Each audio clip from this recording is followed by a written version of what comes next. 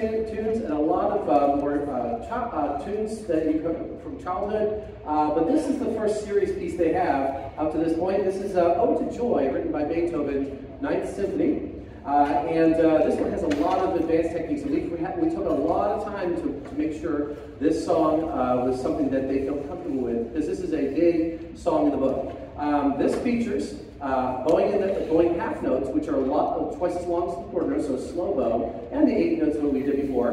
But it also uses the 4th finger for the violin and violas. That's a little different than the cellos and basses. Cellos and basses start with the 4th finger, their pinky finger, on the left hand, very early on, because it's very natural to just put your 4th finger down in this position. But violas and violas have to kind of contort their whole arm this way and put their 4th finger down with a nice rounded pinky, and that's not easy to do. They have to learn how to strengthen that pinky finger and move and rotate a little bit so they have strength through that hand. So it took a long time to get that strength, but they're getting it now.